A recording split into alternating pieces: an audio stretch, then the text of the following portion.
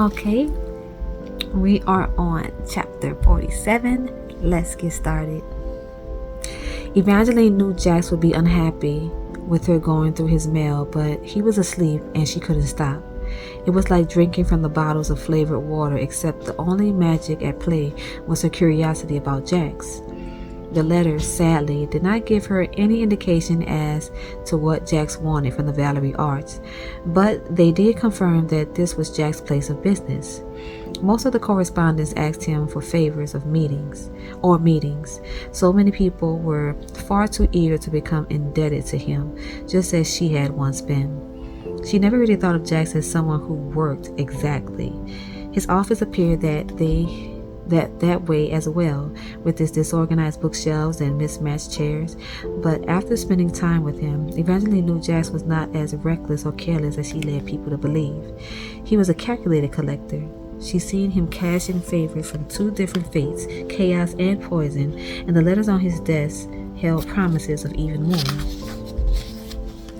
It would have been easy to get derailed from her search for a book containing a love potion, curious to see what sorts of things Jack took from people, and she may have briefly paused to rifle through the desk a little more. He would have undoubtedly had no compunction about looking through her things. But all she found were some ugly coins, a blue silk ribbon, some recent scandal sheets about her wedding, and, of course, apples. Then she was back to the bookshelves, hunting for a tome with a love spell antidote. Most of Jack's books were crookedly stacked in next to volumes without any apparent reason, except for a small collection of the last books she'd have expected to find here. The Ballad of the Archer and the Fox. Something warmed inside of her at the sight of so many copies of her favorite storybook. Jax owned 7 volumes, ranging from old to very old, positioned more precisely than anything else in his den. They sat side by side on the tip top of the shelf, the sort of place where a person stored books they didn't want anyone else touching. What was this? What was all this about? She wished Jax were awake so that she could ask him, but he hadn't moved from his position on the sofa, where his limbs were recklessly sprawled, making him look unmanageable even in his sleep. Evangeline reached for the first volume. She knew she was being distracted, but all she wanted was to look at the last page and see what sort of ending the story had. She wanted to know if it had a happy ending, if the archer kissed his fox girl, or if he killed her. And maybe seeing all these books felt like a sign. She was starting to think that sometimes she imagined things were signs when they weren't, but that didn't mean that there were not actual signs. She opened the first book, but the pages in the back were all ripped out, and unfortunately, she did not have better luck with any of the other volumes. Every copy fought her. One book kept falling from her hands every time she tried to open it. Another book only had blank pages at the end. Finally, she reached the 7th copy. Her fingers tingled as she lifted the cover. This book opened easily, and it was the perfect example of a person finding what they needed instead of what they wanted. The Ballad of the Archer and the Fox was printed on the spine, but when Evangeline opened the book, the title page said, Recipes of the Ancient North, translated for the first time in 500 years. It was the same title as Marisol's illicit spell book. The table of contents only listed recipes, and the first few entries were all made with innocuous ingredients like turnips, potatoes, and celery. But about a dozen pages later, the recipes turned to spells and potions and magic, and some of it did sound just as horrible as Lala and Jax had claimed. Evangeline furiously flipped past spells to summon hellfire and to drain a person's soul until she found one section on love. For finding love, for ending love, for turning someone into your one true love. The first 2 spells weren't any help, but the third spell looked as if it might be useful. For turning someone into your one true love. Warning, love spells and potions are among the most volatile and unpredictable. If you choose to proceed, please note all caution below. You will need a vial of malefic oil, hair, tears, sweat, or blood, your own and that of the person you desire most. a candle dyed the color of the love that you wished for, spoonful of sugared rose, pinch of cardamom, sprinkle of orris root powder, and a pure glass bowl. My bad. The substitution of other oils is not recommended. Although difficult to procure, malefic oil is the best way to ensure that your love potion will work only on the person you desire most. However, be very careful. In its raw form, malefic oil is extremely toxic.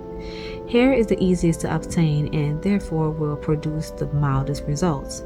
For the most potent outcome, blood is recommended. However, when it comes to spells involving love, this book would encourage the use of milder ingredients. Extremely potent love potions can result in dangerous and highly volatile emotions. The purest red will result in a feeling closest to love. Pink will produce something more akin to mild affection. Dark purple will result in obsession and is not recommended. Combine all ingredients in a bowl, set above candle aflame. Say the name of the object of your desire 7 times, then let the flame burn through the night. To use, once the solution is complete, use your fingers to brush the mixture against the skin or off the object of your desire. Just a touch is needed. Warning: there is a cost to every spell. The intensity of the love will determine the intensity of the cost, which may range from rain on your wedding day to a deeply marred happily ever after. To undo the spell, love spells and potions are rarely reversed on their own, though the people who cast powerful ones often come to regret their choices. If you wish to undo a love spell, this book recommends Serum for Truth recipe on page 186.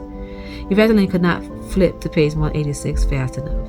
Not only had the love potion mentioned malefic oil, it said one side effect was ruining wedding days. More evidence of Marisol's guilt.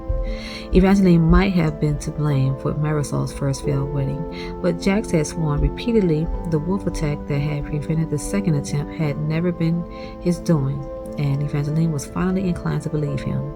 Lust attack must have been the cause of Marisol's love spell. Evangeline looked once again at Jax, negligently draped across the sofa as he slept, and she wondered if there were other things she'd been wrong about as well.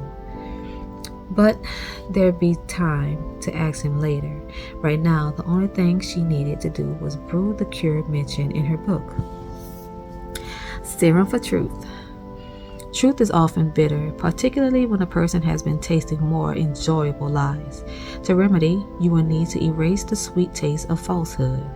Recommended ingredients: crushed bones of the dead or charred dragon skin, an honest pinch of earth, a handful of pure water, 7 drops of blood from a magical vein. Mix all ingredients over a fire made of young kindling for best results. Warning: there is a cost to every spell. More truths than people want are often revealed. Additional effects of Serum for Truth are usually temporary, and they may include fatigue, impaired decision-making and judgment, dizziness, the inability to tell a lie, and the urge to reveal any unspoken truths. That's it. It's just giving us the recipes in here. So I guess we'll find out what's going on with these recipes. Can't even say the word right. These recipes next time. Until next time, good night.